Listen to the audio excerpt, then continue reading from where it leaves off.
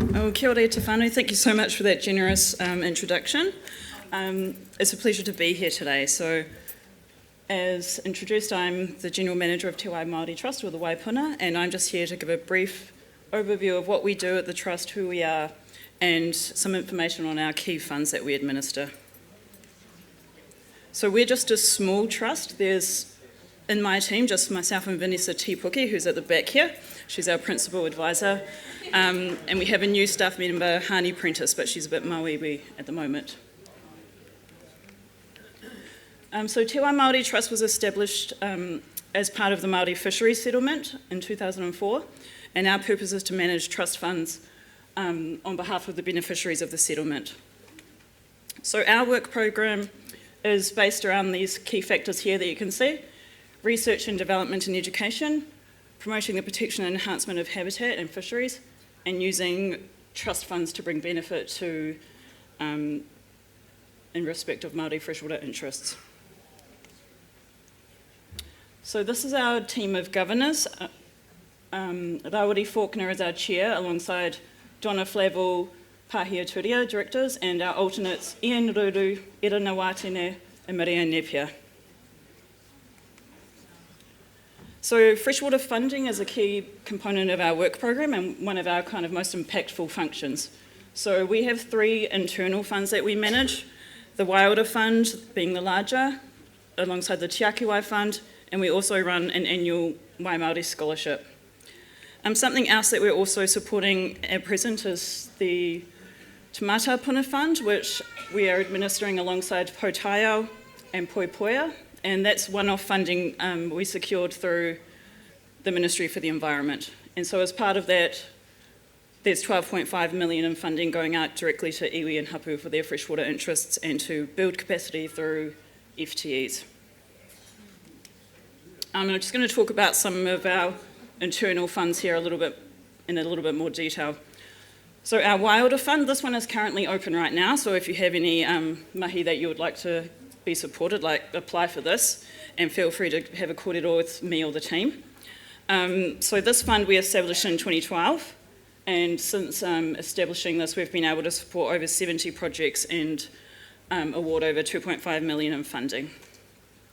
So with this one, you can apply for up to 50,000 per project, and we've made a total pool of 250,000 available this round.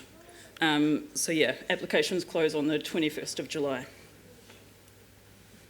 Oh, and also we're able to support amazing mahi such as the whānau from Bridgepa, who we've just heard from. And Ngāti Pahawera earlier as well. So kia ora, Catherine. And the Te Akiwai Fund, this was a smaller fund. We recently revised this one and increased the amount of funding available per project from 5,000 to 7,500. This fund was first established in order to target in on gaps that were identified through a taonga species report that the Trust published that same year. And it can also be used as a seed fund. So you could apply for this fund first to do some baseline monitoring or data collection, and then build on that to apply for a Waiora project. Wai Māori Scholarship, we launched this one in 2022, and the idea of that was to increase the number of Māori experts within the fields of freshwater fisheries and freshwater generally.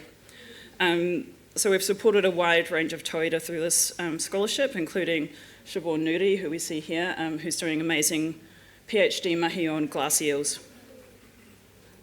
Since we established this fund, we've made 30 to 40,000 available per year, and we'll be launching our next round in August. Increasing awareness of the pressures facing our freshwater taonga is a key focus of the Trust, and we've recently prepared commissioned some reports, and this QR code here will take you through to our Drains Our Waterways brochure, which we worked with Kitson Consulting on. And that looks at the impacts of drain clearance on our taonga species, which are often located within these modified waterways and can be harmed when clearance works are undertaken. So it also includes some mitigation measures that people can follow when they're undertaking those kind of works. We are also in the process of producing a safe tuna passage report, which we will make available once that becomes finished.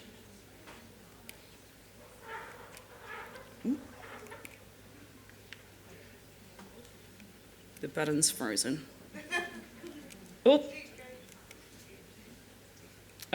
Yeah, and another key component of our Indigenous species work program is the Te Manu o Ngā Tuna Rōpū. So this rōpū was established after a call to action by iwi in 2017. And since that time, the rōpū have been advocating for tuna.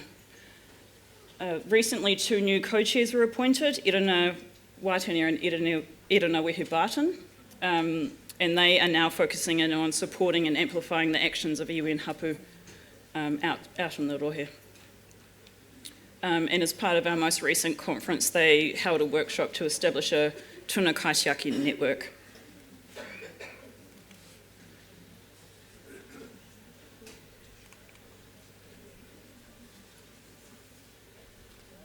Ooh.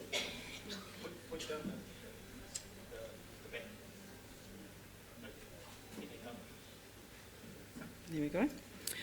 Policy and legislation is another key work program, and as whānau have talked about, there's so much going on at the moment that you can kind of get a bit overwhelmed with the kind of extent of changes. But a big mihi to the team who have been really busy working on a number of responses, both written and oral, to select committees.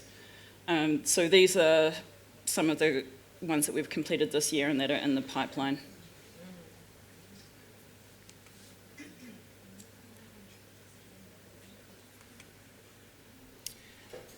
Our Māori Freshwater Fisheries Conference is another kind of key deliverable that we have. Generally, we hold this conference every second financial year, so every 18 to 24 months. Our most recent event was in Te Kuiti last month and brought together 39 kai kōrero across 17 kaupapa. It was well attended with over 300 coming along and brought together a wide range of whānau undertaking amazing mahi to help restore and protect our freshwater taonga. And we are super excited that our next event will be coming here, hosted by Ngāti Kahungunu.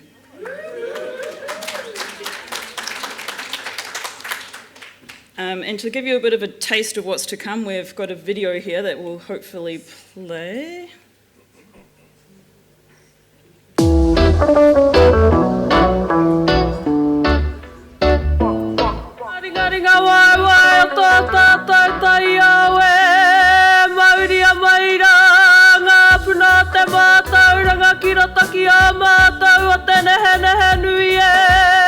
Kia whewhera anora i ngā kōrero, kia hahua ke ai ngā kōrero, kia whita maira ko te ahi ko mau, i tēnā iwi, haere maira ki te ahita pairu o Ngāti Maniapoto e noho whakaiti.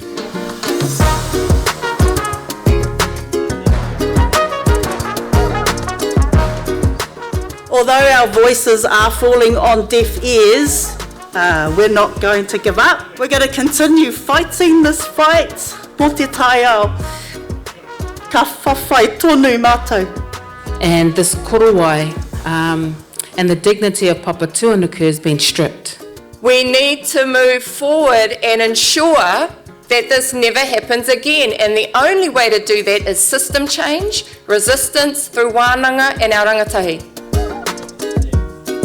There's a lot of mokopuna decisions being made in rooms that have no mokopuna or rangatahi in them, and that's a problem. We need space to learn and grow, so make space for us. Do not gatekeep or try and bar us out. Do not tell us to be quiet. Do not tell us to sit, because we will respectfully not do what you say.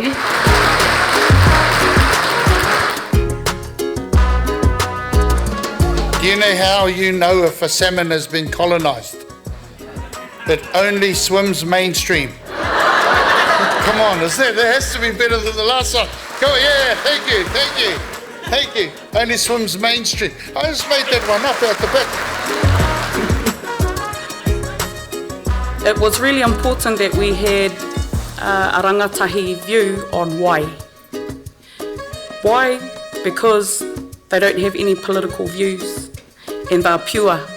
But also, who are we to dream our pōpō when our pōpō isn't at the table with us? Ki te mā te awa, ka karere te wai, ka hoki mai te whenua.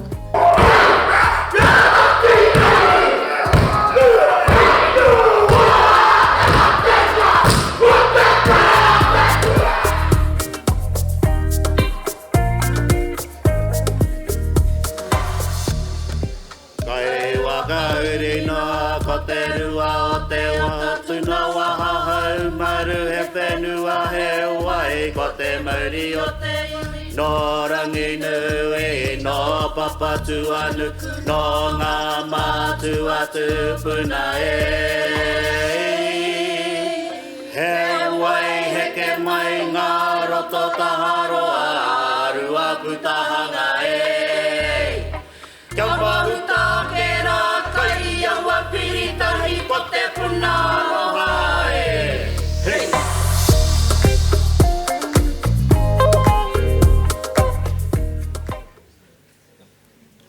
Yeah, so we're looking forward to working through some details of shading Ngaio over the coming months, so really excited to come here for our next conference. So just to end on this slide, and again there's a QR code here, so this will take you through to links to our funding that we have available, and also if you have any part, feel free to come have a kōrero with me or Vanessa. Kia ora.